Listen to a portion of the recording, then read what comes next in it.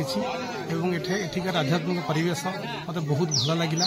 ଶାନ୍ତି ପରିବେଶ, ମାଆଙ୍କର ଯେଉଁ ଚାଲିଛି ପୂଜା ଅର୍ଚ୍ଚନା ଝାମୁଯାତ୍ରା ବହୁତ ଖୁସି ଲାଗିଲା ଏବଂ ମୁଁ ବହୁତ ଆନନ୍ଦିତ ଏ ଜାଗାକୁ ଆସିକିରି। ଆଉ କର୍ମକର୍ତ୍ତାମାନଙ୍କୁ ମୁଁ ଅନେକ ଅନେକ ଧନ୍ୟବାଦ ଦେଉଛି, ସେମାନେ ଏହାର ଆୟୋଜନ କରିଥିବାରୁ। ଏବଂ ଆଗକୁ ଯାଆନ୍ତୁ, ମାଆଙ୍କ କୃପା ଲାଭ କରି ଆହୁରି ଆଗକୁ ଯାଆନ୍ତୁ। ଝାମୁଯାତ୍ରା ଆଜି 19 ବର୍ଷ ହେଇଗଲା। ମାଆଙ୍କ ପୀଠରେ ଏମିତି ଚାଲିଥାଉ।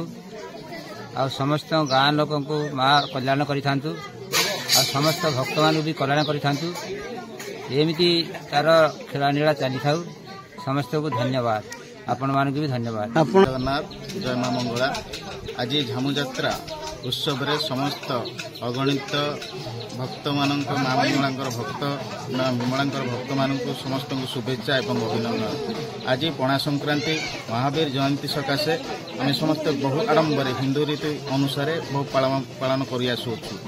ଆମର ଟାଙ୍ଗିବନ୍ତ ସ୍ଥିତ ଗ୍ରାମର ପୁରୁଣା ପୀଠ ମା ମଙ୍ଗଳା ଓ ଯୋଗମାୟା ଏବଂ ବିମଳାଙ୍କ ପୀଠସ୍ଥଳରେ ଆରମ୍ଭ ହୋଇ ଏଇଠି ଝାମୁଯାତ୍ରା ଆରମ୍ଭ ହୁଏ। ପୁରାତନ କାଳରୁ ଆସି ଆସୁଛି।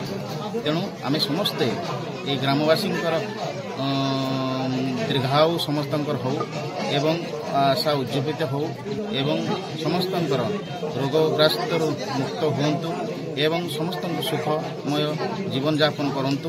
ଏହା ମା ମଙ୍ଗଳାଙ୍କର ଆଶୀର୍ବାଦରେ ସମସ୍ତଙ୍କୁ ଭିକ୍ଷା ଆହ୍ୱାନ କରି ଏହି ପର୍ବ ପାଳନ କରାଯାଉଛି ଏବଂ ଏହି ପର୍ବ ଆମର ବହୁ ପଟପାଟୁଆର ଆକାରରେ ଆଡ଼ମ୍ବରରେ ସମସ୍ତ ଗ୍ରାମବାସୀ ସହଯୋଗ କରିକି ଆବାଳ ବୃଦ୍ଧ ବନିତା ଏବଂ ଯୁବଗୋଷ୍ଠୀ ସମସ୍ତେ ଟ୍ରଷ୍ଟ ମା ମଙ୍ଗଳା ଟ୍ରଷ୍ଟର ସମସ୍ତ ସଦସ୍ୟମାନଙ୍କୁ ଧନ୍ୟବାଦ ଦେବି ଏହାକୁ ଆୟୋଜନ କରିକି ଏବଂ ସୁରୁଖୁରୁରେ ଏହାକୁ ସମ୍ପାଦନ କରୁଛନ୍ତି। ତେଣୁ ଆମେ ସମସ୍ତଙ୍କୁ ଏହି ଉପଲକ୍ଷେ ଆଉ ଥରେ ପୁନର୍ବାର ଶୁଭେଚ୍ଛା ଅଭିନନ୍ଦନ କହି ମୁଁ ଶେଷ କରୁଛି। ଜୟ ଜଗନ୍ନାଥ।